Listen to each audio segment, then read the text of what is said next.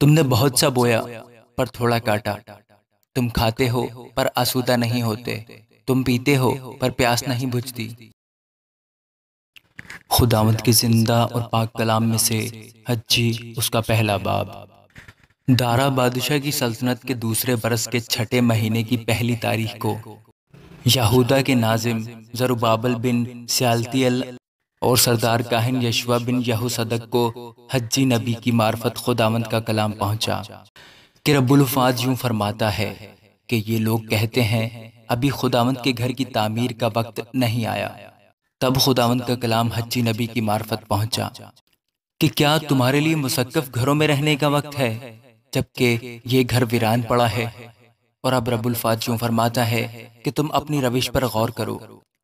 تم نے بہت سا بویا پر تھوڑا کاٹا، تم کھاتے ہو پر آسودہ نہیں ہوتے، تم پیتے ہو پر پیاس نہیں بجھتی، تم کپڑے پہنتے ہو پر گرم نہیں ہوتے، اور مزدور اپنی مزدوری سوراخ دار تھیلی میں جمع کرتا ہے۔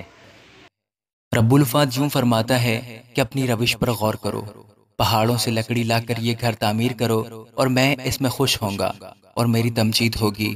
خداوند فرماتا ہے تم نے بہت کی امید رکھی اور دیکھو تھوڑا ملا، اور جب تم اسے اپنے گھر میں لائے تو میں نے اسے اڑا دیا۔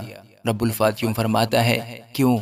اس لیے کہ میرا گھر ویران ہے اور تم میں سے ہر ایک اپنے گھر کو دوڑا چلا جاتا ہے۔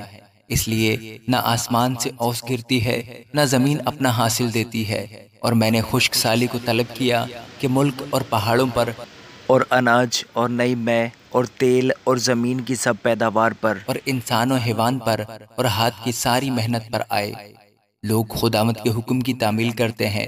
تب زربابل بن سیالتیل اور سردار کاہن یشوع بن یہوصدق اور لوگوں کا سب بقیہ خداوند اپنے خدا کے کلام اور اس کے بھیجے ہوئے حجی نبی کی باتوں کے شنوا ہوئے، اور لوگ خداوند کے حضور ترساں ہوئے۔ تب خداوند کے پیغمبر حجی نبی نے خداوند کا پیغام ان لوگوں کو سنایا کہ خداوند فرماتا ہے میں تمہارے ساتھ ہوں۔ پھر خداوند نے یہودا کے ناظم زربابل بن سیالتیل کی اور سردار کاہن یشوع بن یہوصدق کی اور لوگوں کے بقیہ کی روح کو ترغیب دی۔ پس وہ آ کر رب الفواج اپنے خدا کے گھر کی تعمیر میں مشغول ہوئے۔ اور یہ واقعہ دارا بادشاہ کی سلطنت کے دوسرے برس کے چھٹے مہینے کی 24ویں تاریخ کا ہے۔ آمین۔